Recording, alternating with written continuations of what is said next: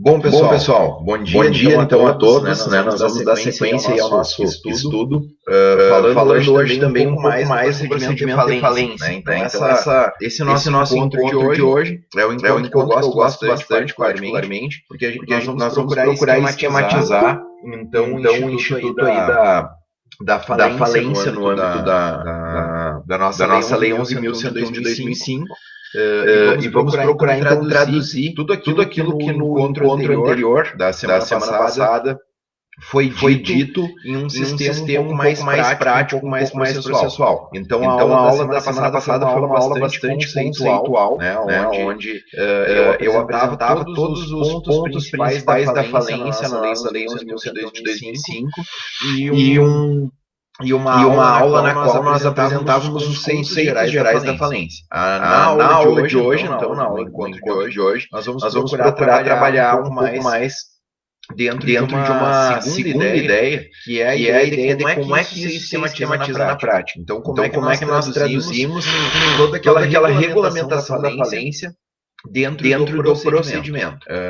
Colocar, né, de antemão a vocês aquela questão que eu já venho falando há um período. Embora nós tenhamos sim alguns conceitos de direito material no âmbito da Lei 11.101 de 2005, como vocês puderam observar já quando nós estudamos a recuperação judicial, a recuperação extrajudicial, a Lei 11.101 de 2005 ela é uma lei muito vamos dizer assim, processualista, né? Ela trabalha muito a questão processual. Podemos dizer, inclusive, que ela privilegia, né, esse estudo processual em detrimento da questão material. Por quê? Porque os processos da Lei 11.101 de 2005, pela sua própria natureza, eles são procedimentos que se relacionam com o andamento do processo. Né? São mesmo a recuperação extrajudicial, como nós já destacamos, um procedimento que depende da prévia aprovação em juízo para que nós possamos ter, então, o devido andamento da atividade de recuperação. Isso não é diferente no âmbito da falência. Também a falência é um procedimento eminentemente de característica judicial. Né? Tanto é verdade que no último encontro, quando apresentávamos a falência, falávamos o quê? Que existe a falência sob duas concepções, muito claramente. A falência sob a concepção econômica e a falência sob a concepção jurídica.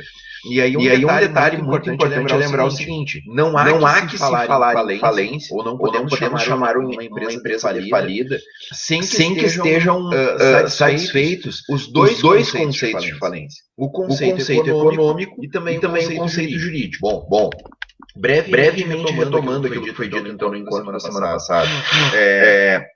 Lembrar que o conceito econômico ele está ligado àquela ideia que nós trabalhamos desde o início do semestre, que avalia duas questões primordiais da empresa. Primeiro, a questão patrimonial. Então, se o patrimônio da empresa é ou não suficiente para suportar a totalidade das suas dívidas, sem dúvida nenhuma, esse é um ponto principal.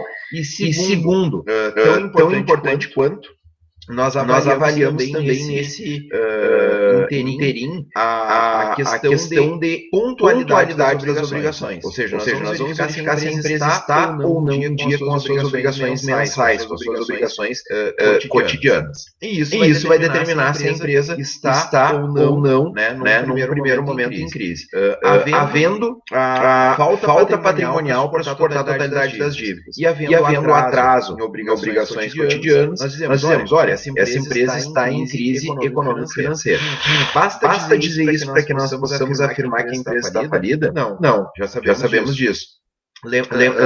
Falamos várias vezes que a empresa estando nessa condição, mas possuindo viabilidade de recuperação econômico-financeira, ela poderá passar por um processo de recuperação.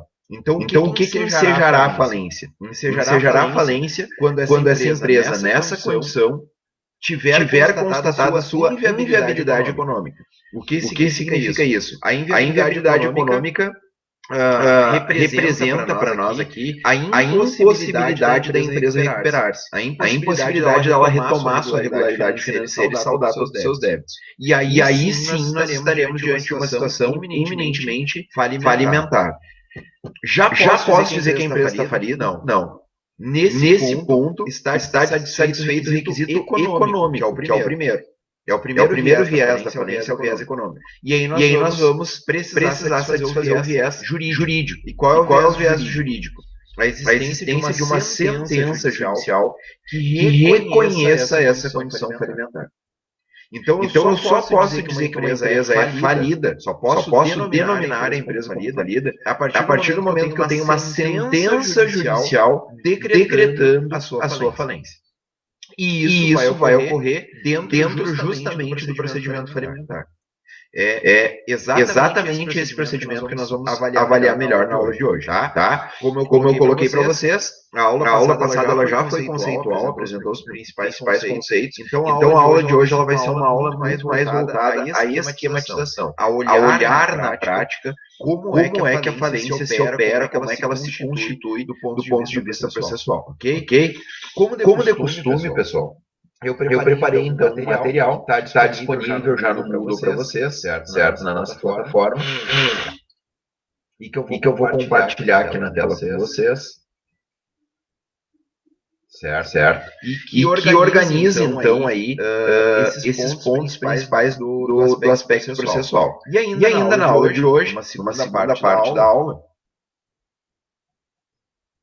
nós vamos tentar aqui trazer ou aprofundar alguns pontos que são bem importantes com relação à Lei 11.101, ou seja, alguns pontos importantes durante esse processo falimentar e que precisam ter um olhar mais detido do ponto de vista, inclusive, de olhar os artigos da lei em alguns pontos específicos. Mas vamos lá então.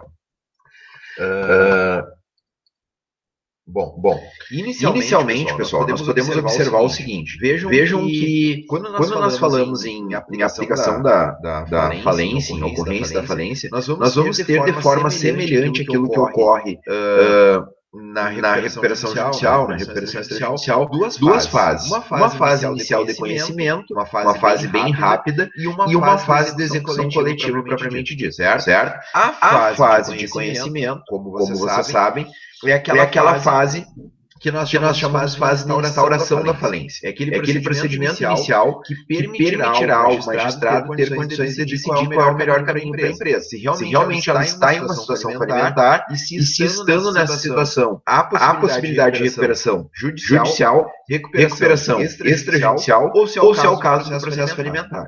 Já a segunda fase, que é a fase de execução coletiva, na falência vai ser a falência propriamente dita.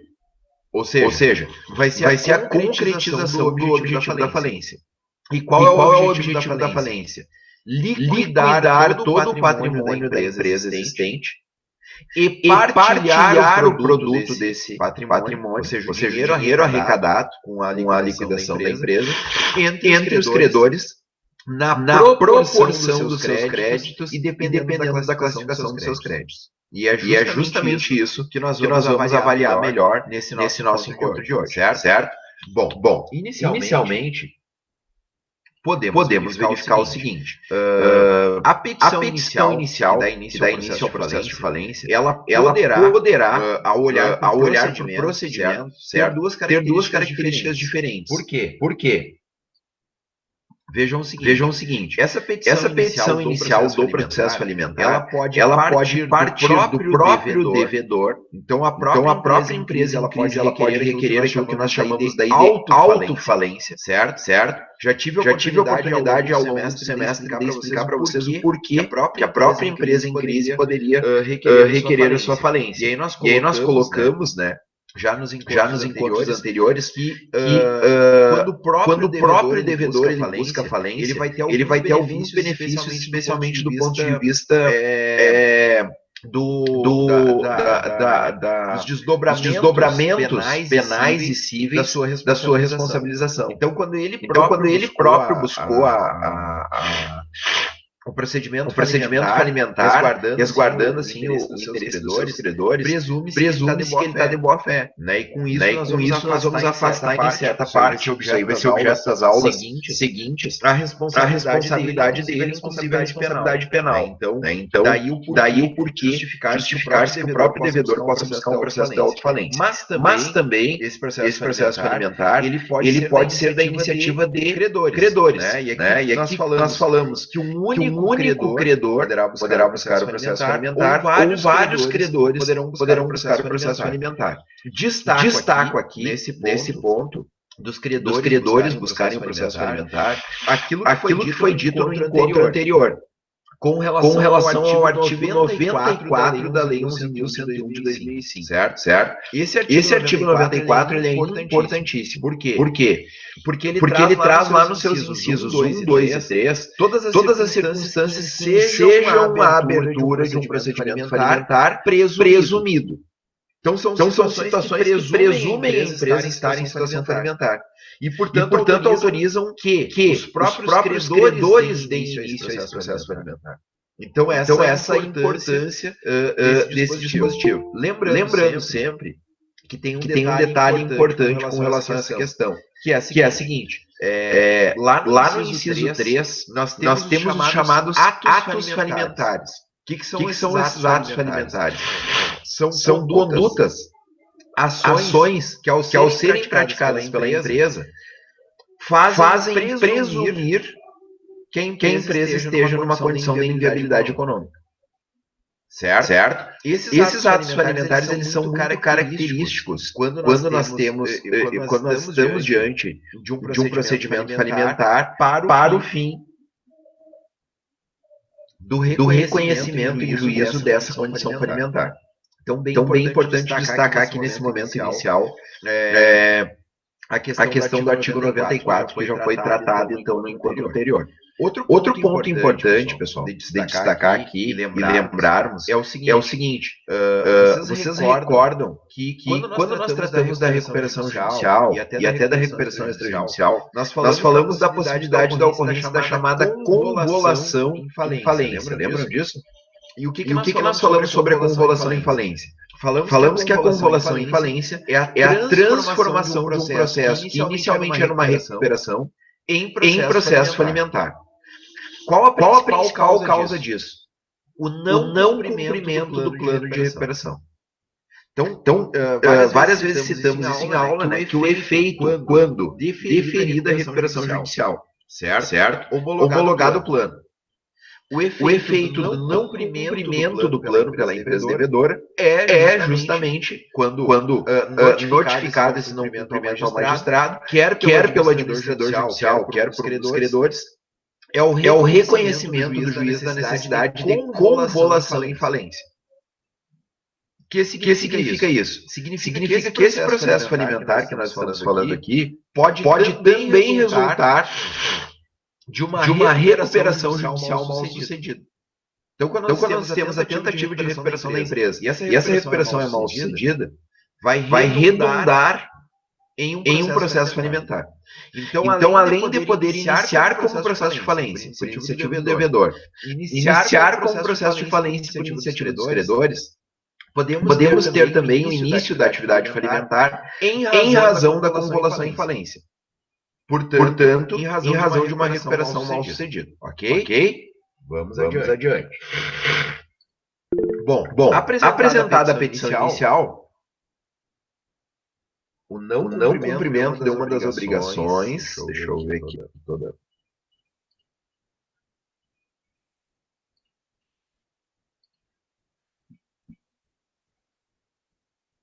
O não cumprimento de uma das obrigações já vai direto ou pode ser puxada a orelha, corrigir a falha. Ótima pergunta, tá, Matheus? Normalmente vai direto, tá? A lei ela é muito clara nesse sentido. A lei ela determina que a ocorrência do descumprimento do plano de recuperação ele seja falência. Esse é o texto legal. Na prática, e talvez eu acho que essa tenha sido aí o teu objetivo da pergunta, muito bem colocada. Na prática, existe sim situações onde a jurisprudência acaba realizando uma certa flexibilização. O que é essa flexibilização? A autorização ou a conferência de legalidade é uma atividade que não é propriamente clara. Vou dar um exemplo para vocês, tá? Vamos supor o seguinte, a empresa ela tinha se obrigado lá no plano de recuperação a pagar um patamar mensal, por exemplo, de R$80 mil. Certo? Então ela se põe na obrigação de a cada mês quitar lá obrigações que correspondem a R$80 mil. Suponham que num determinado mês, por exemplo, julho de 2020, em função da pandemia, ela não consegue atingir no seu faturamento 80 mil. Então a empresa lá, ela tem dado lá todas as suas relações financeiras naquele mês, ela, por exemplo, consegue arrecadar, a título de faturamento líquido, para que ela possa fazer os pagamentos, R$70 mil. O que ocorreu? Claramente faltou R$10 mil naquele caso, para que a empresa possa cumprir as obrigações constantes no plano para aquele mês. Vejam, essas obrigações, supostamente, elas têm que ser quitadas à vista. Vamos supor que o administrador judicial ele faz o seguinte, ele chama lá o gerente da empresa, o responsável, chama lá esse credor que tinha que receber esses R$10 mil e propõe, por exemplo, um acerto. Para que a empresa, por exemplo, pague um cheque a esse credor, com prazo lá, por exemplo, de 60 dias. A gente sabe que o cheque é um título de pagamento à vista, mas suponhamos que haja uma combinação entre eles, para que esse cheque seja descontado ali a 60 dias, certo?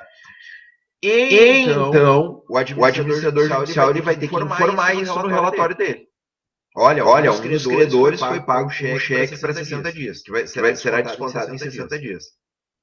Se nós formos olhar literalmente, houve um descumprimento do plano. Concorda comigo? O plano ele se propunha a pagar 80 mil por mês. E naquele mês a empresa não conseguiu pagar 80 mil. Mas nesse caso, de um acerto prévio com o credor, a jurisprudência já tem aceito a preservação do processo de recuperação judicial. Dentro daquela ideia de busca da preservação da empresa, de respeito à função social da empresa, que nós já comentamos diversas vezes em aula. Então, muito bem colocada a tua pergunta, Matheus. Embora a lei literalmente diga descumpriu o plano com violação e falência. Nós temos sim essa possibilidade de haver um acerto com um determinado credor já reconhecido na jurisprudência como uma possibilidade de continuidade do plano de recuperação. Tá? Mas a gente tem que tomar um cuidado com isso, né? Eu sempre digo, porque na prática eu tenho que saber que existe essa possibilidade, até para eu dar uma solução para o meu cliente. Agora, quando vocês forem enfrentar uma questão teórica, por exemplo, uma prova da OAB, uma questão objetiva de um curso, tem que lembrar o seguinte, lá no concurso eu tenho que responder aquilo que está na lei. E na lei diz, não cumpriu o plano de recuperação com violação e falência. Tá? Então, a resposta na prova é uma, certo? E a prática jurídica lá, segundo a jurisprudência, é um pouquinho diferente. Vamos ficar atento nesse sentido aí. Bom. Vamos lá. Voltando aqui à questão do procedimento, então. Como eu ia dizendo, proposta petição inicial, obviamente que o juiz vai analisar os requisitos, que inclusive a gente comentou na aula passada, né? Quais são os requisitos. Aqui, especial atenção, né, à análise do requisito da presença da circunstância do artigo 94 da Lei 11.102 de 2005 para recebimento dessa petição inicial, ok? Recebida a petição inicial, nós vamos ter então a citação, e essa citação, por lógico, vai variar. Por quê? Porque se o processo iniciou pelo próprio devedor, pela empresa em crise, nós vamos ter o quê? Uma citação por edital dos credores. Para que eles tomem conhecimento do processo e possam se inserir nesse processo. Agora, no caso de nós termos um processo iniciado pelos credores, nós vamos ter a citação individual do devedor da empresa em crise, para que ele possa apresentar a contestação. Ok? Bom. Efetuada a citação válida, nós vamos ter prazo para contestação. Então, tanto é possível a contestação quando o processo inicia pelos credores, e a contestação vai ser do devedor, como quando o processo inicia pelo devedor, e aí a contestação é pelos credores, certo? Como eu coloquei aqui para vocês. Tem um detalhe importante, né, pessoal? Que é qual? Se o processo ele iniciou pelo devedor, nós estamos falando de uma autofalência, os credores eles só têm uma alegação possível. E qual é essa alegação? A improcedência do processo. A única coisa que os credores podem alegar em objeção ao pedido de autofalência é o seguinte: olha, a empresa não está em crise. Ou a empresa está omitindo patrimônio. É a única possibilidade. Por quê? Quem conhece os dados contábeis da empresa é a própria empresa. Então, quem pode trazer prova da sua situação econômico-financeira é a própria empresa. Como eu disse, os credores eles podem apenas questionar, né, a disposição patrimonial ou talvez também a avaliação patrimonial. Mas são poucas opções aqui para uma contestação pelos credores. Agora, quando o processo inicia pelos credores e quem vai contestar o devedor, aí sim nós temos um detalhe importante, que é o quê? Lembrar que o devedor, quando citado do processo falimentar, ele poderá realizar um pedido de recuperação judicial. Então vocês vão lembrar que lá quando nós estudamos a recuperação judicial, já falamos dessa possibilidade. Que é a possibilidade do processo de recuperação decorrer de um processo que iniciou como sendo falência, e aí nós passamos não pelo fenômeno da convolução, mas da conversão, que é a conversão do processo de falência em recuperação judicial. Certo? Lembrando que isso se dá então quando, feito o pedido de falência pelos credores, o devedor vem em contestação e prova a sua viabilidade econômica. Prova a possibilidade de se recuperar. Claro, apresentando um plano de recuperação hábil a gerar esta recuperação. Então podemos ter sim aqui uma contestação. Vejam, nesse segundo caso, pedido pelo credor de falência e apresentação de contestação com pedido de recuperação, essa fase de conhecimento ela ganha grande relevância. Por quê? Porque na decisão judicial que encerra essa fase de conhecimento, o juiz ele vai ter que decidir, certo? Por um ou outro caminho. Ou pelo processo falimentar, ou pelo procedimento de recuperação. Então isso é bem importante, pessoal. Bom, vamos adiante. Citadas as partes, né, por qualquer dos caminhos, então, aberto o prazo de contestação, nós vamos ter a sequência do processo. O que vem em sequência do processo? Já falamos bastante desse processo de instauração, né? Vamos ter uma instrução sumária, né? O que é essa instrução sumária? É em verdade, um célere, né? Processo de conhecimento, onde nós vamos buscar provas que possam sustentar a necessidade de decretação da falência ou do deferimento de uma recuperação judicial. Essa prova, como várias vezes nós já tivemos a oportunidade de comentar, ela basicamente é uma prova documental e contábil. Sendo que talvez o mais importante que possa ocorrer do ponto de vista probatório aqui é uma perícia contábil, uma auditoria contábil, certo?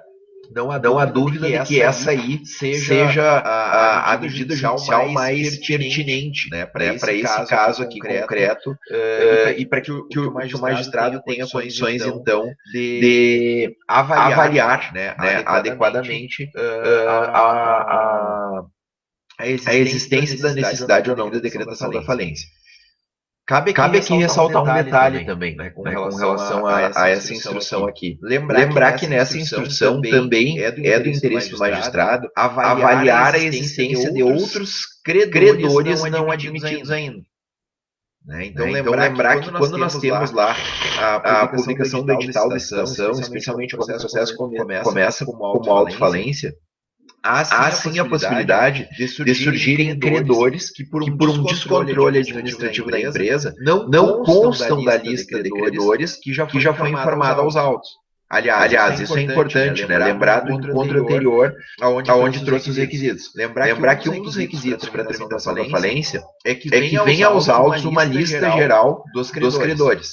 Lista essa que, quando nós temos uma autofalência, vai estar anexa à petição inicial. E quando nós temos uma falência iniciada pelos credores, ela vai estar anexa à contestação. Mas sempre vai ter essa lista preliminar, ofertada pela própria empresa, onde ela reconhece os credores que tem, ela classifica esses credores nos termos da classificação, que hoje, inclusive, a gente vai dar uma atenção na parte final da nossa aula, e vai dizer a ordem de cada um desses créditos, ou quanto ela deve para cada um desses credores. Então é bem importante essa instrução sumária no sentido de avaliar eventuais credores que não estejam cotados ou eventuais créditos dos credores cotados que não tenham feito parte. Por quê? Porque isso agrava significativamente a condição econômico-financeira da empresa, certo? Bom, encerrada essa instrução, nós vamos ter então a decisão. Nós vamos ter uma sentença bastante importante, onde o juiz vai definir quais são os rumos futuros dessa empresa, sem dúvida nenhuma.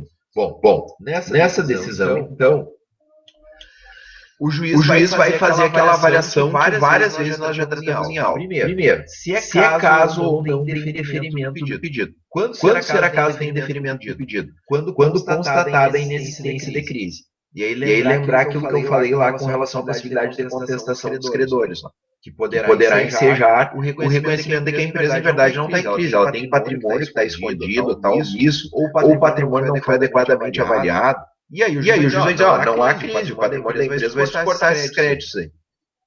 É uma possibilidade. Bom, agora quando há crise, e, portanto, o patrimônio é insuficiente para o total de dívidas e a impontualidade no cumprimento das obrigações pela empresa, então nós temos a crise, o juiz vai analisar a segunda questão, que é existe viabilidade ou não da empresa? Constatada, então, a inviabilidade, nós estamos diante da situação da decretação da falência. Certo? Então na aula de hoje nós vamos trabalhar isso, que é o que nos interessa, o procedimento falimentar. Já falamos que se o juiz constatar a viabilidade e a empresa tiver pedido recuperação, ele vai optar primeiro pela tentativa de recuperação judicial. Então, para a aula de hoje nos interessa o quê? Constatada a inviabilidade. E aí nós vamos ter a decretação da falência. Detalhe importante, tá, pessoal? Quando ocorre a convolução, que nós comentamos já, que é o processo que iniciou como recuperação judicial e se torna, pelo descumprimento do plano, uma falência, nós vamos partir desse momento. Porque na verdade, essa convolução nada mais é do que o reconhecimento da inviabilidade da recuperação da empresa. E aí nós vamos ter a decisão, que é a decisão de decretação da falência. Já falamos em aula, né? Inclusive essa palavra, decretar a falência, indica claramente a situação que é. A falência, ela é sem dúvida nenhuma uma penalidade aplicada à empresa. Não uma pena do ponto de vista penal, né, pessoal? Do ponto de vista do direito penal. Mas uma pena civil, uma sanção civil, né? Uma repreensão, certo? À empresa. E sem dúvida nenhuma é a sanção mais grave que eu posso impor à empresa. Por quê? Já falamos em aula lá no início do semestre que a grande característica da falência é o seguinte: decretada a falência, nós vamos ter a extinção da empresa. Então, uma vez decretada a falência, nós vamos ter a tramitação do processo até que a empresa seja extinta. Por isso, histórica, classicamente, nós chamamos então a falência. Sim, pode falar, Elisângela. Por isso que historicamente nós chamamos a falência, então, de pena de morte da empresa, né? Sim, Elisângela, pode perguntar. Eu estava escrevendo, mas meu teclado deu problema aqui. A falência, professor, pode dizer que ela é um fator do tempo, por ela se constituir por uma crise mais, digamos que vem se arrastando de muito tempo, e a recuperação judicial é um fato recente na empresa? Pode-se pensar dessa forma? Ou na questão da recuperação judicial, ela também pode ser uma coisa que se arrasta com o tempo?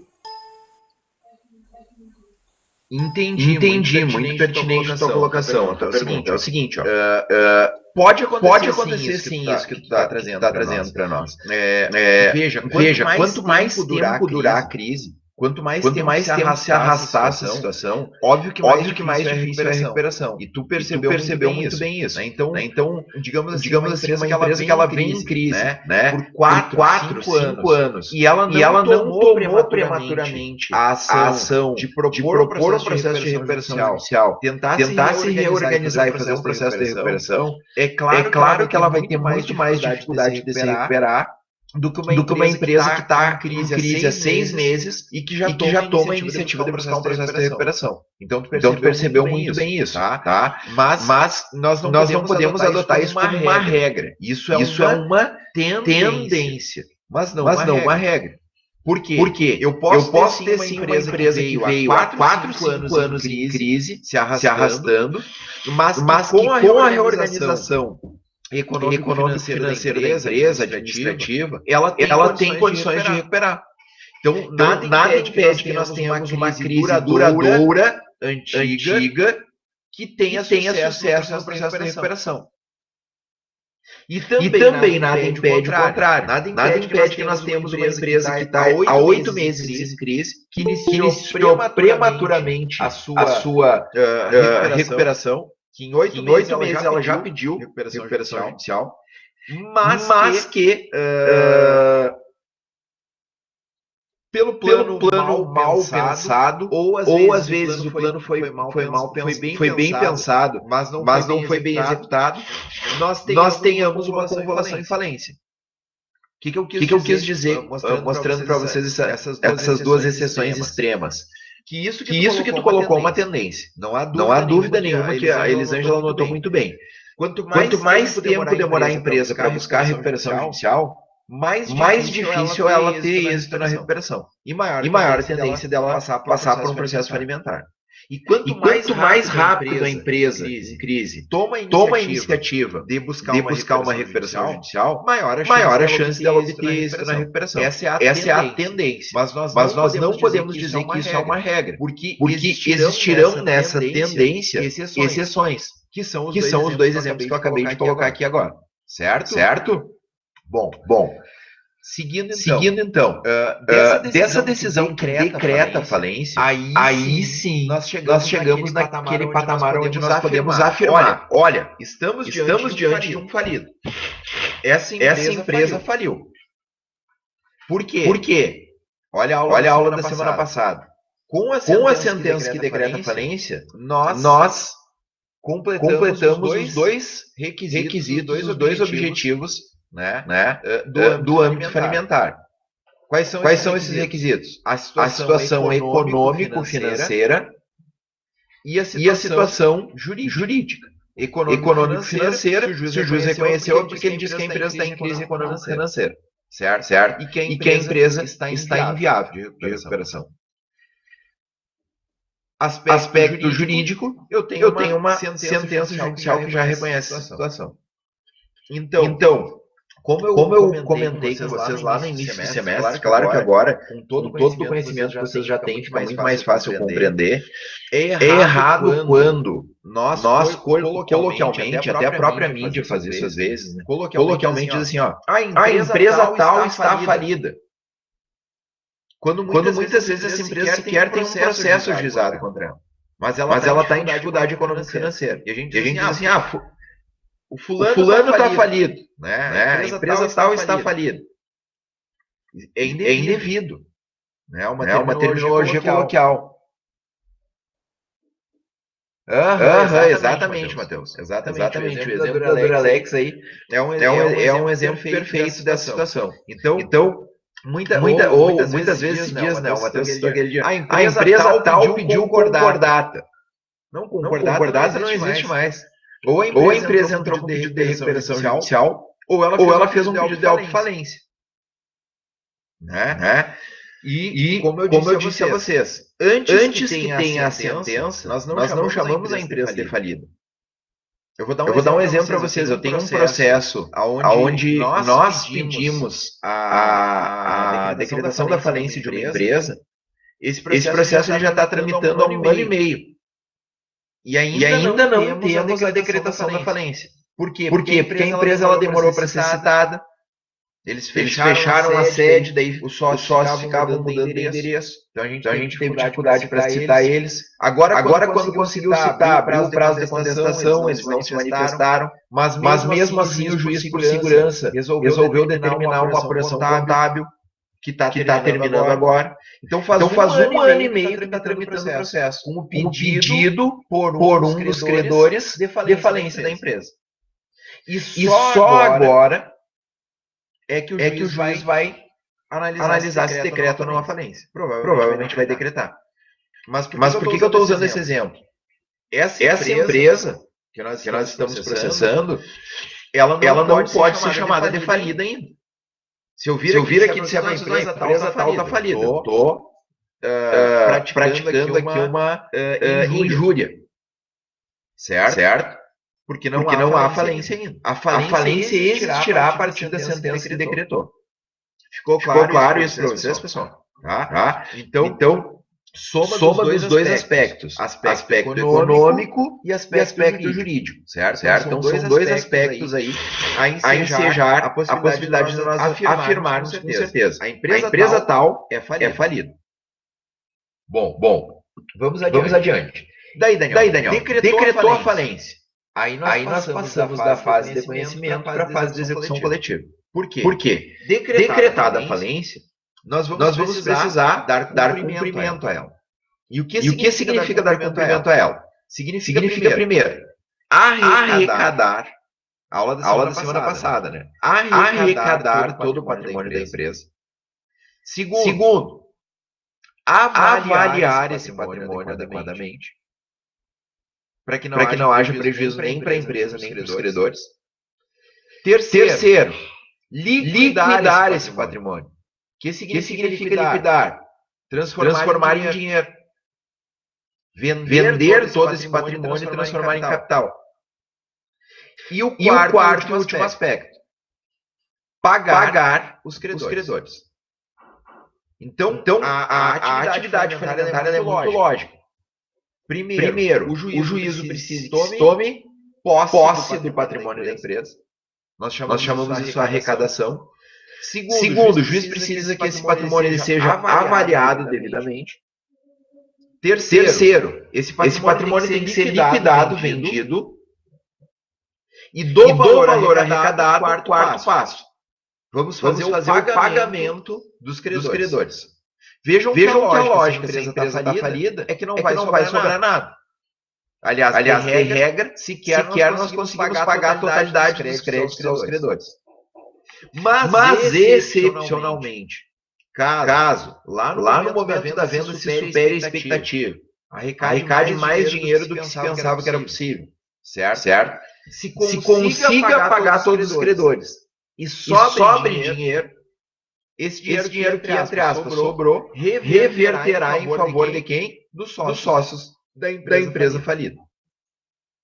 Mas friso mais uma vez, vejam que isso é uma exceção extrema. Né? A tendência que nós temos aí é que nós não vamos ter sequer dinheiro suficiente para pagar todos os credores. Ok?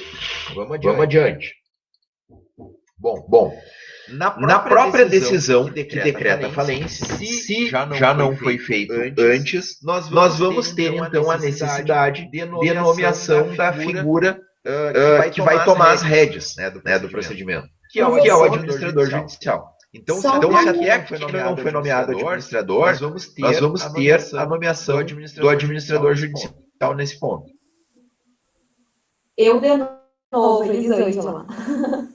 Elisângela, vou pedir só para te repetir que eu tava falando junto aqui, desculpa. Tá.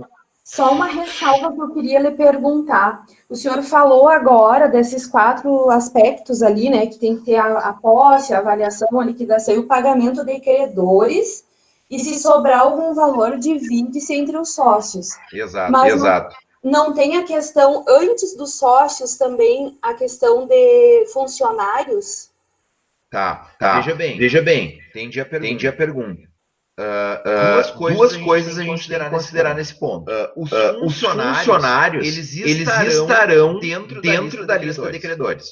Então, na verdade, os funcionários eles recebem antes, né, juntamente com os credores. Então, o funcionário ele está dentro da lista geral de credores. Inclusive, a sua rescisão contratual fará parte da lista de créditos a serem pagos. Né? Então ele vai receber, obviamente, antes de sobrar qualquer valor para o sócio. Né? O empregado ele está dentro daquela questão. E um outro detalhe importante que a gente vai referir depois é lembrar que existem aqui também os chamados créditos extraconcursais. Lembra que nós já falamos disso lá no processo de recuperação judicial?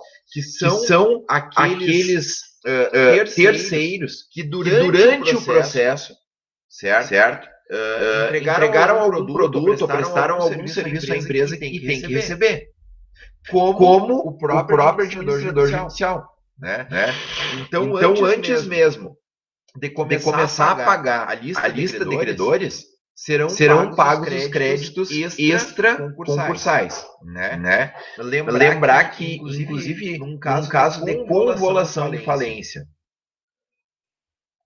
após uma tentativa de recuperação judicial, esses créditos extraconcursais, às vezes, eles são bem numerosos, né, pessoal? Por quê? Porque todos aqueles que, durante a tentativa de recuperação judicial, negociaram com a empresa, serão considerados créditos extraconcursais. E, portanto, vão receber na frente. Então, esse é um detalhe importante ser lembrado quando da execução e do pagamento lá na atividade falimentar. Ok? Bom, nomeado administrador judicial, qual é a primeira providência que ele vai tomar? Procedimento de arrecadação e custódia dos bens. Isso aqui, pessoal, às vezes eu falo em aula e é literalmente o que ocorre. Nomeado administrador, ele vai assinar o termo de compromisso e da assinatura do termo de compromisso ele sai e vai direto na empresa. Direto na sede da empresa. E quando a empresa tem mais de uma sede, ele tem que operacionalizar para ele em todas as sedes da empresa. Por quê? Porque a partir do momento que ele assina o termo de responsabilidade, o administrador judicial, ele assume a administração. E com isso ele precisa assumir o controle de toda a empresa. Vejam que então ele tem que ir imediatamente lá, porque ele não pode deixar que nada seja tirado ilegal e irregularmente dessa empresa. Então eu costumo dizer o seguinte, nós vamos observar que nesses casos aqui, o administrador judicial ele realmente chega lá na empresa, coloca aquela fita lá, né, do judiciário amarela e preta, né, nas aberturas, lacra tudo e diz, olha, agora daqui ninguém mexe. Né? Só mexe com a presença do administrador judicial. E aí ele vai proceder a essa arrecadação e custódia dos bens. A materialização desse processo de arrecadação e custódia chama-se, a gente relaciona com aquilo que foi dito no encontro anterior, isso se materializa num documento, certo? Que nós chamamos termo de arrecadação. Esse documento ele é um documento importantíssimo. Né? Alguns autores também chamam auto de arrecadação. O que é isso? É um relatório onde o administrador judicial ele vai descrever tudo que foi encontrado na posse do devedor. E neste documento de arrecadação e custódia, o administrador judicial, claro, dentro das suas possibilidades, já vai realizar a avaliação. Então, ao arrolar os bens, e aí vem outro nome também, né? Auto de arrolamento, termo de arrolamento dos bens, ao arrolar os bens, o administrador judicial já vai realizar também a sua avaliação. De regra, então, é o próprio administrador judicial que avalia. Claro, existirão situações onde o administrador judicial não terá condições técnicas de avaliar alguns bens que foram arrecadados. E aí, nesse caso, o que o administrador judicial precisa fazer? Vai requerer autorização ao juízo para que ele possa contratar um profissional habilitado para fazer essa arrecadação. Desculpa, essa avaliação. E aí esse profissional vai contribuir com o administrador judicial, vai auxiliá-lo para com a realização da avaliação. Mas é importante, fechado esse auto de arrecadação, né, o termo de arrecadação, onde ele vai arrolar todos os bens, deve também ser feita a avaliação. Para quê? Busca de agilidade processual. Lembrar que aqui a demora processual ela implicaria em quê? Ela implicaria em ocorrência, por exemplo, de uma desvalorização dos bens, de uma morosidade para pagamento dos credores. Então aqui a regra é a busca da celeridade processual. Claro que tem todos os entraves da dificuldade, né, pessoal? De arrecadar, de avaliar esses bens, mas deve-se buscar a maior celeridade possível. E esse deve ser um compromisso do administrador judicial. Proceder com celeridade. Bom, vamos adiante. Bom, realizada a arrecadação e custódia dos bens, aonde se inclui, então, esta avaliação dos bens, nós vamos para o procedimento que nós denominamos realização do ativo. Tá? Esse procedimento que a lei chama realização do ativo, a doutrina chama também liquidação. Tá? Mas eu brinco sempre com o pessoal em aula. Não é a liquidação do Liquida Santa Maria, né? Que é vender por preço mais baixo, tão simplesmente. Né? Aqui nós estamos falando liquidar no sentido de transformar tudo que são bens e direitos em capital. Então é esse o sentido do termo que a doutrina usa, liquidação. Por isso a lei chama realização do ativo. Então se pega todo o patrimônio positivo, o ativo da empresa, nós vamos realizá-lo. O que significa realizá-lo? Promover a sua alienação para transformar esse ativo em capital, em dinheiro, money. É esse o procedimento. Detalhe importantíssimo, que a gente também vai falar na segunda parte desse nosso encontro de hoje. Lembrar que esta realização do ativo ela não vai ser feita de qualquer forma. Isso também foi dito no encontro anterior. Existem procedimentos específicos para a realização do ativo. E esses procedimentos específicos precisam ser respeitados. Certo? Então esse é um detalhe bem importante. Né? Esses procedimentos, a ordem de preferência da realização do ativo prevista em lei precisa ser respeitada. A adoção de uma forma diferenciada depende da autorização do juiz. E o juiz, para autorizar, ele vai ouvir os credores. Então, de regra, o administrador judicial ele deve seguir as modalidades legais de realização desse ativo. Ok? Liquidada a empresa, realizado o ativo pela venda de todo o patrimônio, bens e direitos, nós vamos para a última fase da falência, que é o pagamento dos credores. Bom, esse pagamento dos credores tem duas questões essenciais a serem observadas. Primeiro, a ordem entre credores extraconcursais e credores concursais. Então, primeiro se pagam os credores extraconcursais para depois pagar os credores concursais. E aí entra na pergunta que a Elisângela havia feito. Segundo, lembrar que nesse processo de pagamento dos credores será necessária a observância da ordem de classificação dos créditos. Então aqui nós vamos obedecer aquela ordem. Primeiro paga os credores trabalhistas, depois os com garantias reais, né?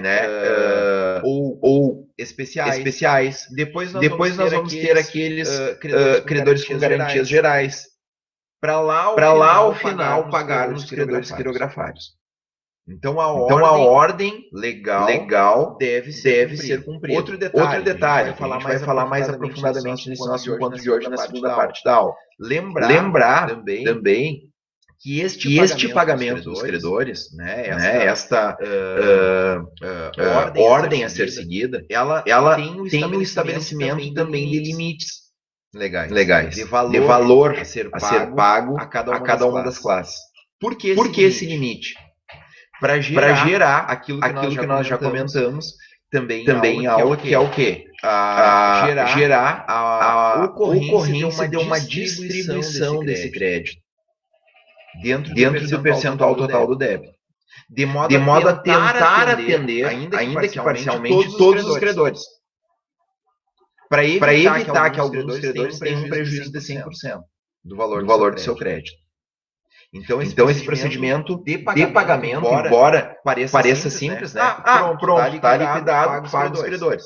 Mas existe também uma regra que precisa ser seguida pelo administrador judicial, e que é uma regra complexa, bem descrita em lei, e que obviamente, se for violada a descrição legal, poderá implicar em questionamento da conduta do administrador judicial. Ok? Bom.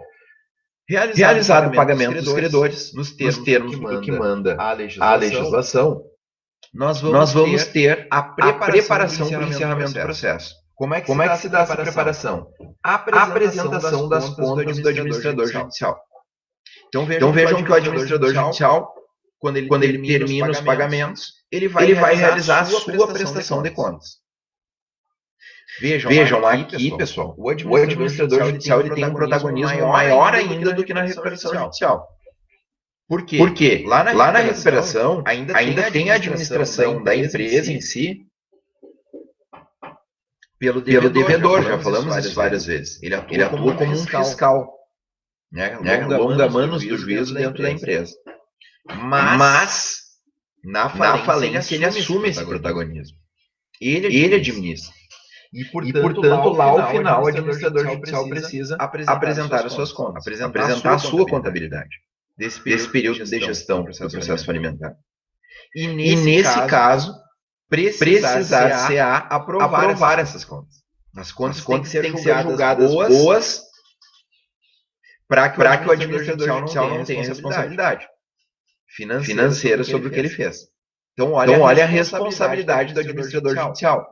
O que justifica a sua remuneração considerável. Bom, apresentadas então e aprovadas as contas do administrador judicial, nós vamos ter o encerramento da falência.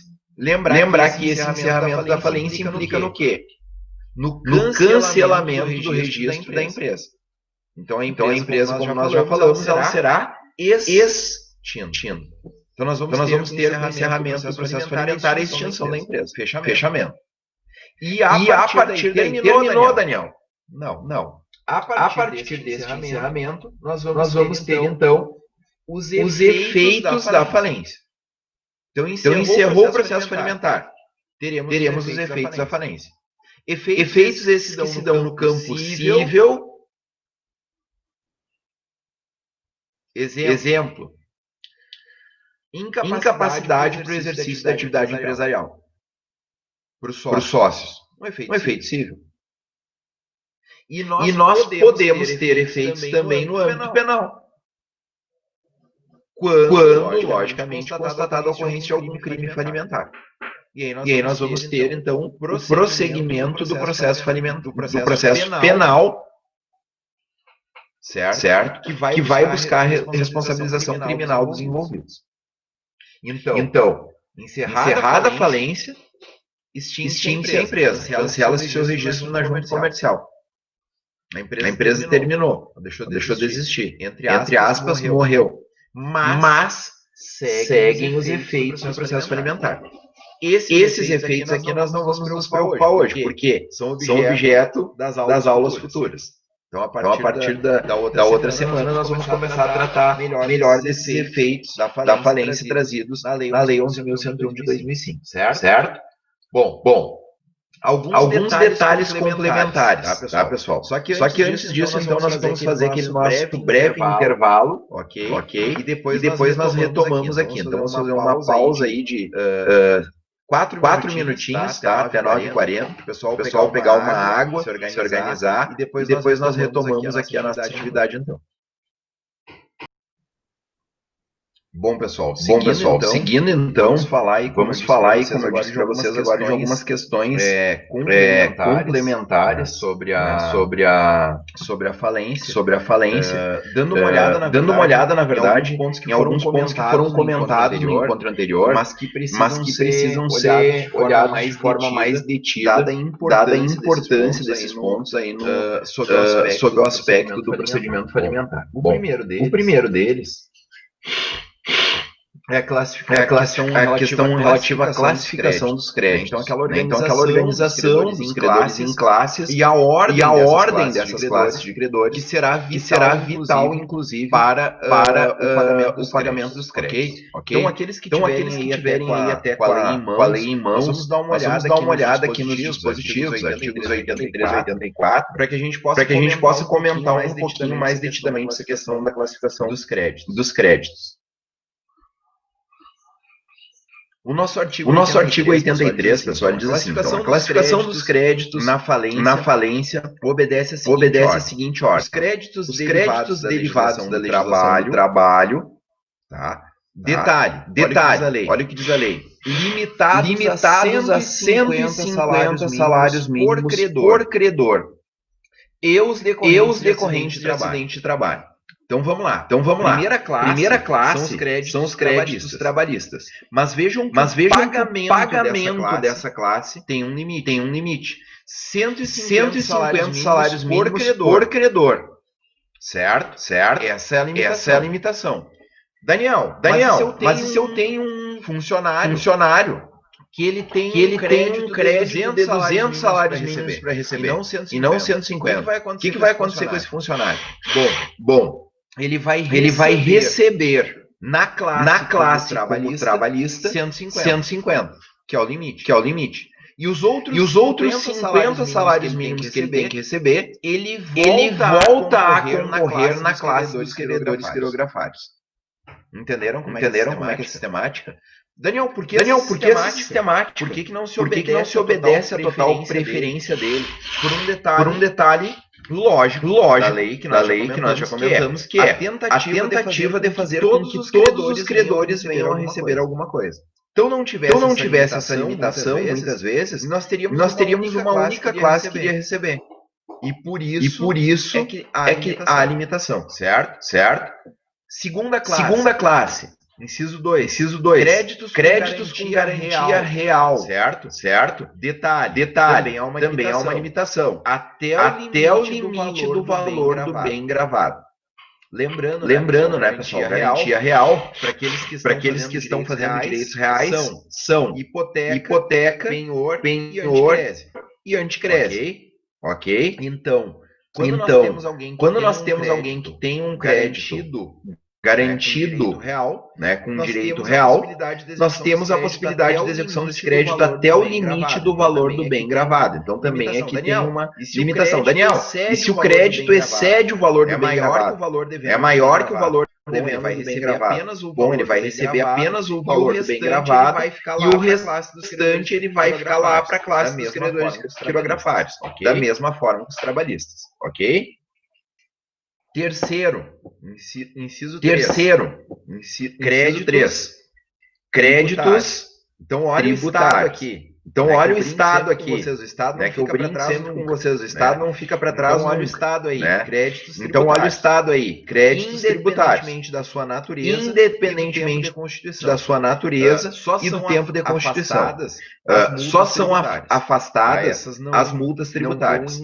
Essas não vão incorrer aqui na mesma ordem de pagamento. Inciso 4. Depois, inciso 4. Créditos com privilégio especial. E aí a lei vai definir o que são esses privilégios especiais.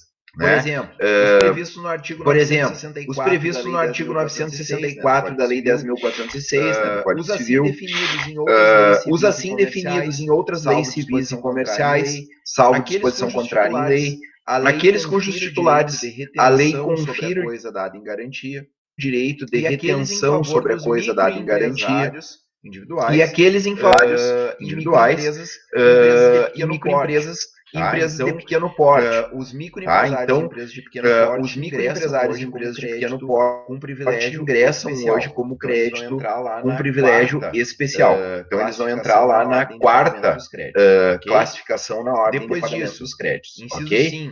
Depois disso, inciso 5. Créditos com privilégio geral. Então. Aí quais são os privilégios gerais, então? Os previstos no artigo 965 do Código Civil, os previstos no artigo 67 dessa lei, também ainda os que sejam definidos por leis civis ou comerciais, salvo disposição contrária em lei como créditos com privilégio geral. Depois, lá na sexta posição, créditos quirografários, né, como eu brinco sempre com vocês, o crédito quirografário é aquele do cara que entrou na velha máxima do lá garantia sou eu. Então ele acreditou pura e simplesmente na garantia do credor. Então o que a lei define como créditos quirografários? Aqueles não previstos nos demais incisos, obviamente. Os saldos dos créditos não cobertos pelo produto da alienação de bens vinculados ao seu pagamento. Então, como eu disse, aqueles que não entram lá na ordem de preferência ou que excedem o valor da garantia, eles vão ser inscritos como quirografários, e os saldos dos créditos derivados da legislação do trabalho que excederem o limite estabelecido no inciso 1, ou seja, aqueles acima de 150 salários mínimos. Então, esses todos serão considerados como créditos quirografários. São créditos sem garantia, e por isso ficam no fim da fila para receber. Terminou os pagamentos? Não. Ainda temos lá o inciso 7. Vai fixar multas contratuais, penas pecuniárias por infração das leis penais ou administrativas, inclusive as multas tributárias. Então vejam que depois de tudo isso, se sobrar dinheiro, é que serão pagas as multas, tanto contratuais quanto legais. Vejam que de regra, então, na falência, muitas vezes nós não vamos ter o pagamento das multas. E isso aí acaba sendo um dos motivos também para gerar, digamos assim, uma disposição da empresa em crise e buscar a autofalência. Depois, inciso 8, créditos subordinados. E aí a lei define que sejam esses créditos subordinados. Assim previstos em lei ou em contrato. Então, aqueles que estejam a previsão clara de que eles são subordinados. E também os créditos dos sócios e dos administradores sem vínculo empregatício. Então, aquilo que eu expliquei antes. O sócio pode vir a receber? Pode, mas é um crédito subordinado. Ele está lá no fim da fila. Na última hipótese, que é a hipótese do inciso 8. Certo? Detalhe importante. O artigo 84 complementa essa regra falando dos chamados créditos extraconcursais, que nós já falamos em aula. Diz assim: serão considerados créditos extraconcursais e serão pagos com precedência sobre os mencionados no artigo 83, na ordem a seguir os relativos a. E aí ele vai colocar remuneração devida ao administrador judicial e os auxiliares, os créditos derivados da legislação do trabalho e decorrentes de acidente de trabalho relativos a serviços prestados após a decretação da falência. Ok? Ainda, quantias fornecidas à massa falida pelos credores durante a falência, obviamente. Depois, despesas com arrecadação, administração, realização do ativo e distribuição do seu produto, bem como custas do processo de falência, até as custas, extraconcursal. Custas judiciais relativas às ações de execução em que a massa tenha sido vencida. Então, custa de outros processos judiciais que tenham sido habilitados no processo de falência. Também vão ser suportados. Ainda, obrigações resultantes de atos jurídicos válidos praticados durante a recuperação judicial, nos termos do artigo 67 ou após a decretação da falência, e tributos relativos a fatos geradores ocorridos após a decretação da falência, respeitada a ordem estabelecida no artigo 83. Então vejam que esses créditos extraconcursais, eles também respeitam a ordem dos créditos concursais, claro, na medida do possível. Né? Então, fica bem claro para nós a importância da classificação dos créditos e a limitação nessa classificação dos créditos que vai implicar lá na fase de pagamento. Então, esses artigos aqui eles precisam ser depois revistos por vocês com calma, certo? Com revisão da nossa aula de hoje e também com apoio na doutrina. Bem importante essa definição aqui da classificação. Segundo ponto complementar a tratarmos hoje. Pedido de restituição, regulamentado lá do artigo 85 ao artigo 93. Bom, o que significa esse pedido de restituição? Vejam o seguinte, como nós já comentamos, lá no momento em que ocorre a arrecadação dos bens, o administrador judicial ele vai até a sede da empresa e ele vai arrecadar todos os bens, ok, que estão na empresa. Vejam. Poderá existir situação em que na empresa existem bens que não são propriedade da empresa, são propriedade de um terceiro, e que estão cedidos ou até mesmo alugados onerosamente a essa empresa. Mas o seguinte, esse bem estava lá e foi arrecadado. Como é que esse bem vai ser devolvido ao efetivo proprietário? Então, para isso existe o processo de restituição dos bens. Previsto no artigo 85 seguinte. O que diz o artigo 85? O proprietário de bem arrecadado no processo de falência ou que se encontre em poder do devedor na data da decretação da falência poderá pedir a sua restituição. Certo? Então, bem importante. Esse procedimento ele regulamenta o quê? O pedido de devolução do proprietário do bem. Certo? Vejam. Essa restituição ela poderá ser do próprio bem ou nos termos do artigo 86 em dinheiro. Diz o artigo 86. Proceder-se à restituição em dinheiro. Então vejam que o bem, caso quando arrecadado ele tenha sido alienado, tenha sido perecido, ele poderá ser restituído em valor. Por quê? Porque eu preciso preservar o interesse do terceiro.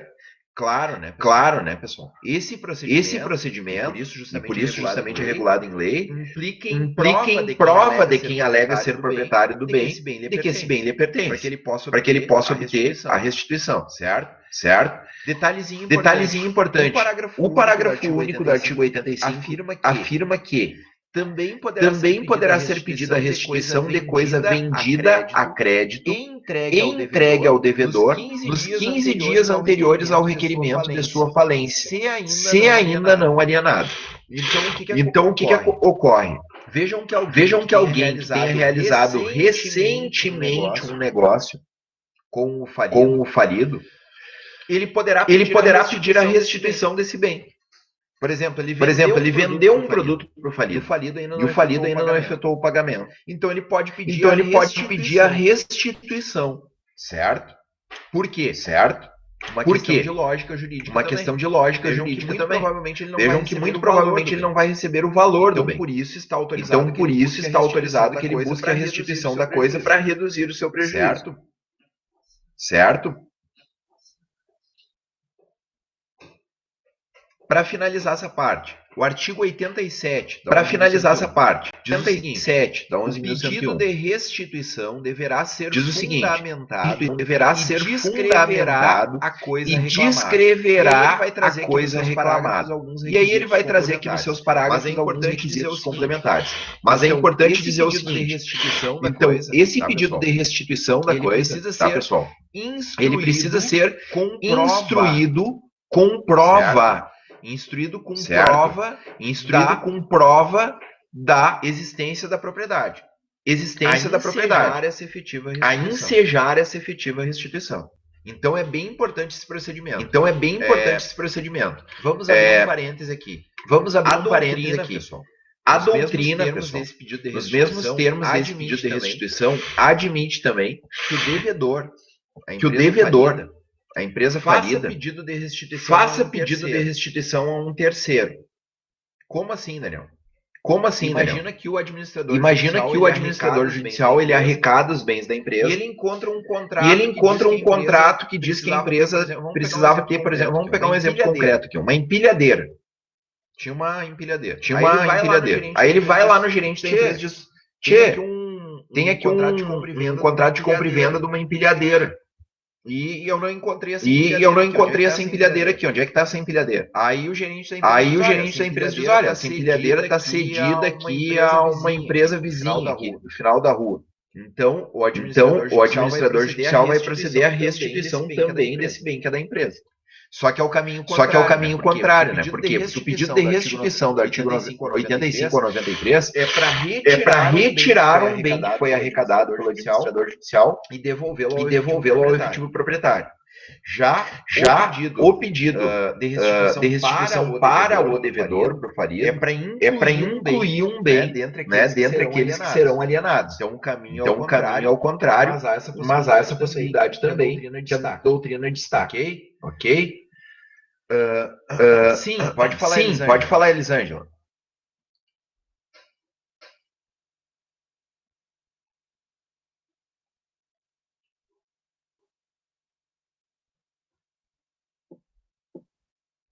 Ótima pergunta. Né? Se os aluguéis pagos antecipados podem ser restituídos. Podem sim. Lembrar, claro, que a empresa falida ela não vai se furtar as responsabilidades contratuais. Então, por exemplo, esses aluguéis pagos antecipadamente, às vezes eles constituem ou parte, né, irão constituir ônus para rescisão contratual pelo locatário. Logicamente, se a empresa é locatária, né, ela vai pedir a restituição desses aluguéis, mas por lógica jurídica serão descontados, né, os valores que contratualmente estão fixados como multa pelo rompimento antecipado do contrato. Certo? Então, claramente poderá ser restituído sim, desde que respeitada a lógica do contrato de locação.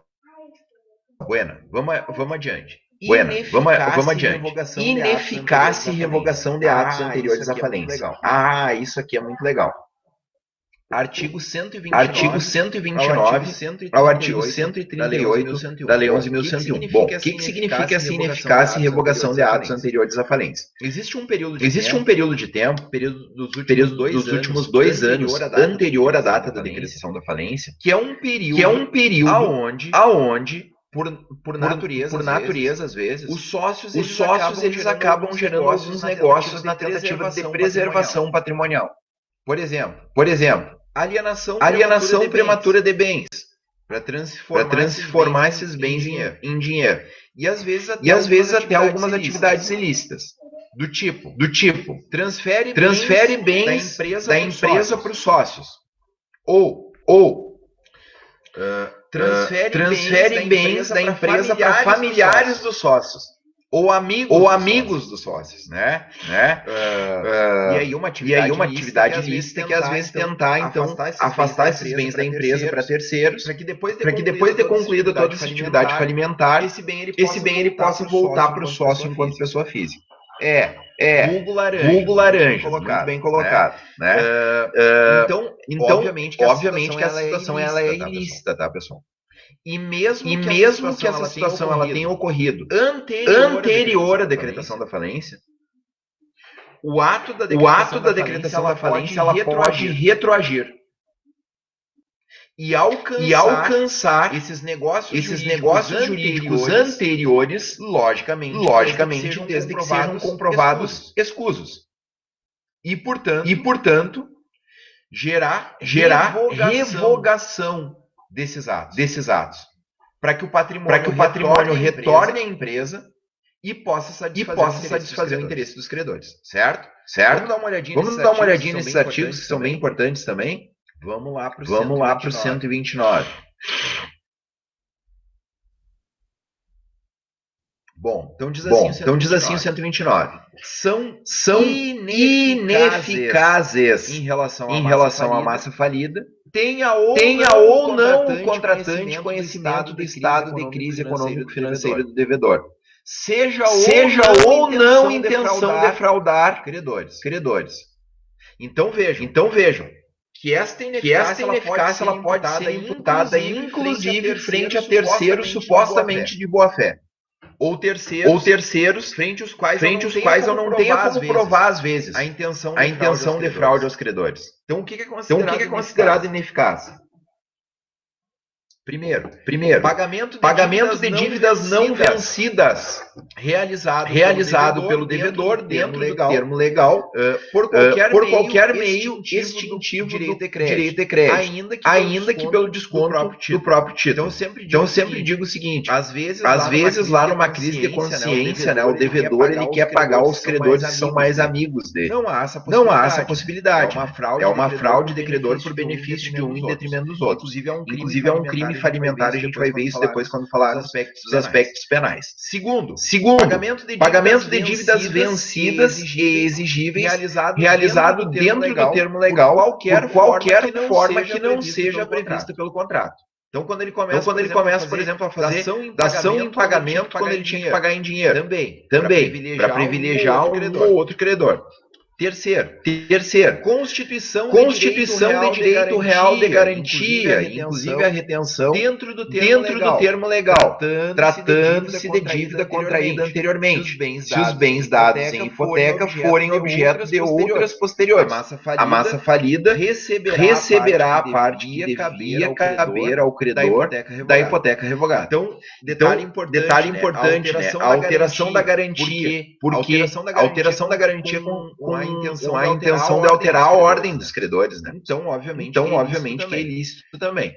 Ainda, a prática de atos a título gratuito, desde 2 anos antes da decretação da falência. Também, se a empresa está em crise, como é que está praticando atos a título gratuito? Né? Renúncia à herança ou legado até 2 anos antes da decretação. Da mesma forma, vejam que vai entrar um capital para o sócio ou para a própria empresa e ele renuncia a isso. Obviamente que é ilegal essa renúncia. Venda ou transferência de estabelecimento feita sem consentimento expresso ou pagamento de todos os credores. A esse tempo existente, não tendo restado ao devedor bens suficientes para solver o seu passivo, salvo no prazo de 30 dias, não houver oposição dos credores após serem devidamente notificados judicialmente ou pelo oficial do registro de títulos e documentos. Então vejam que se a empresa vendeu um dos seus estabelecimentos prematuramente e sumir com o dinheiro, obviamente, né, não pagar os credores, esse negócio também será considerado como ineficaz. E por fim, os registros de direitos reais e de transferência de propriedade entre vivos por título oneroso ou gratuito, não importa. Ou a averbação relativa a imóveis realizados após a decretação da falência, salvo se tiver havido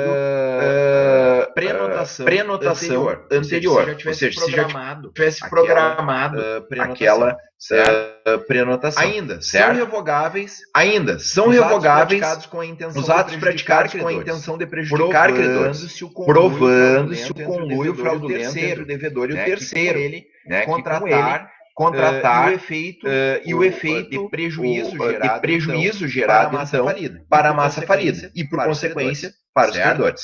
Certo? Como é que isso deve ser atacado? Como é que nós vamos buscar essa anulação? Isso consta lá do artigo 133, através da ação que nós chamamos ação revocatória. Então, essa ação revocatória, ela vai ser ação promovida, certo? especialmente para gerar então a ineficácia desses bens e por consequência com a ineficácia dos bens restituir então esses direitos e bens à empresa para que eles possam responder também pelos débitos constatados durante o processo falimentar, certo? Finalizando então, nosso encontro de hoje, a questão relativa à realização do ativo ou ao processo de liquidação, que está prevista lá do artigo 139 ao artigo 148 da Lei 11.101 de 2005. Bom, o que eu gostaria de chamar a atenção de vocês com relação à questão da realização do ativo? As modalidades de realização do ativo. Primeiro, o artigo 139 nos diz o seguinte: logo após a arrecadação dos bens, como eu coloquei para vocês, o administrador judicial é que procede essa arrecadação e ele vai realizar o auto de arrecadação conjuntada do respectivo auto ao processo de falência, né? Já com a avaliação, como nós já falamos na aula de hoje, será iniciada a realização do ativo. Então, imediatamente, auto de arrecadação com avaliação e já se procede à realização. Aí entra o artigo 140, que é importantíssimo de vocês terem conhecimento. Por quê? O artigo 140 fixa as modalidades legais de realização do ativo, as quais devem, de regra, serem atendidas pelo administrador judicial. O que diz o artigo 140? A alienação dos bens será realizada de uma das seguintes formas, observada a seguinte ordem de preferência. Então há uma ordem de preferência entre os incisos, certo? Primeira opção. Alienação da empresa com a venda de seus estabelecimentos em bloco. Portanto, a primeira opção, usar uma linguagem coloquial, mas para ser claro, é a famosa venda de porteira fechada. Vende a empresa como um todo. Inclusive os estabelecimentos filiais, por exemplo. Ao mesmo adquirente. Certo? Essa é a primeira opção. Segunda opção. Alienação da empresa com a venda de suas filiais ou unidades produtivas isoladamente. Então a segunda opção é a seguinte: vendo cada estabelecimento da empresa, matriz e filiais isoladamente, como se fosse uma empresa separada, tá? Essa é uma opção bastante eficaz, tá, pessoal? Mais fácil que a primeira opção, por exemplo. Segunda opção. Terceira possibilidade. Alienação em bloco dos bens que integram cada um dos estabelecimentos do devedor. Então vejam o seguinte. Não consegui comprador para a empresa como um todo. Também não tenho comprador para cada uma das unidades da empresa. O que eu preciso fazer? Venda dos bens. Qual é a regra? Venda dos bens em bloco. Então reúne lá, por exemplo, material do escritório, vende. Material de oficina, vende. Veículos, vende. Então venda dos bens em blocos. Certo? Somente quando não possível efetivar a venda por nenhuma dessas formas coletivas é que nós vamos entrar na regra do inciso 4.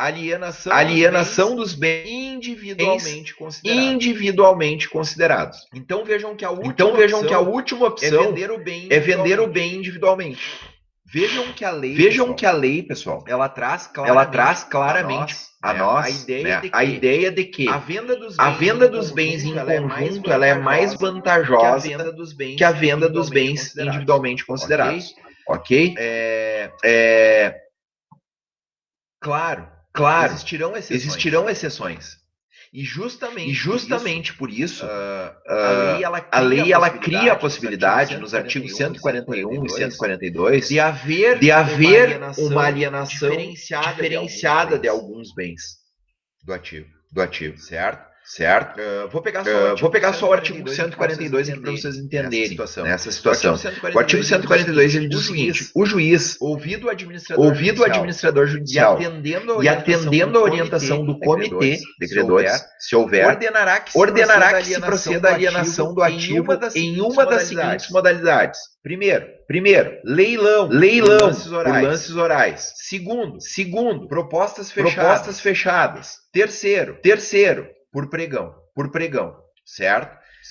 O que eu quero dizer para vocês? Existe a possibilidade de o administrador judicial entender que há algum meio de realização do ativo que seja mais efetivo do que aquelas modalidades prescritas originariamente em lei. Mas a lei estabelece uma regra. O administrador judicial deve primeiro buscar atender o que está prescrito no artigo 140. E quando não possível ou não vantajoso fazer isso, aí é que ele vai buscar um processo diferenciado de realização do ativo. Mas esse processo diferenciado de realização do ativo ele não pode fazer por conta. Ele precisará de autorização do juiz, ok?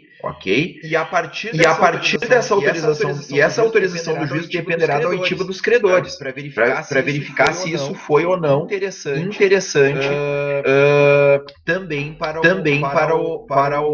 para aqueles que são os maiores interessados, que são os credores, ok? Se for mais lucrativo vender separados bens, né? Pode quebrar essa regra da ordem do 140? Pode, mas como eu expliquei, com autorização judicial. Então vejam que para que nós possamos afastar a regra do artigo 140, será preciso a autorização judicial. E para dar a autorização, o juiz vai oferecer. Na verdade, é o seguinte, Elisângela, eu entendi que tu quis dizer com quebrar, né, a ordem, mas em verdade é o seguinte, nós não estamos tratando aqui de uma quebra da ordem, porque a própria lei ela viabiliza, ela possibilita essa autorização diferenciada. Então, o que é a regra? A regra é cumprir a ordem do 140.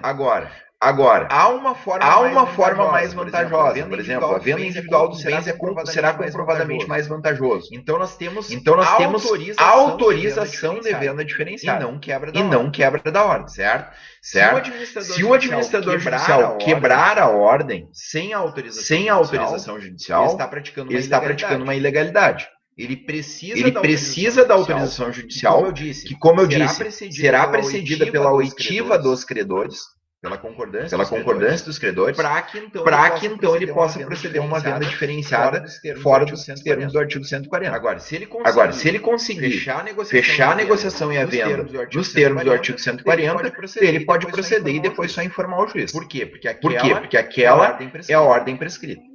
Certo? Então, bem importante que a realização do ativo ela não é livre ao administrador judicial. Ele precisa cumprir as exigências legais para que seja considerado válido. E vejam que isso será apurado também quando da prestação de contas do administrador judicial. Então, para que as suas contas sejam aprovadas, ele precisará demonstrar a regularidade daqueles atos que ele praticou. E daí a importância de todos esses pontos. Certo, pessoal? Bom, encerramos então aí hoje o nosso assunto que estava aí previsto, né, para que nós pudéssemos trabalhar nesse nosso encontro. E aí nós vamos então combinar, nós vamos encerrar por aqui e vamos combinar que na aula seguinte nós vamos então passar ao estudo mais detido dos efeitos da falência. Então, vejam bem, como gosto de fazer sempre, situá-los, né? No encontro anterior, falamos de todas as características gerais da falência, inclusive comentando cada uma das partes da sua regulamentação. Na aula de hoje, nos dedicamos ao estudo da estrutura do processo falimentar, pontos principais, né, de observância, e dos pontos principais do transcurso de observância no âmbito pelo transcurso da falência propriamente dita, especialmente pelo administrador judicial. Então, nós vamos falar dos efeitos do próximo encontro, então, do procedimento alimentar. Para a empresa, para os sócios, especialmente para os sócios envolvidos na atividade alimentar. Então, ok, pessoal? Por hoje era isso, né? Por hoje era isso, né? Encerramos aqui o nosso encontro e eu aguardo vocês aí na semana que vem para que possamos dar seguimento ao nosso encontro.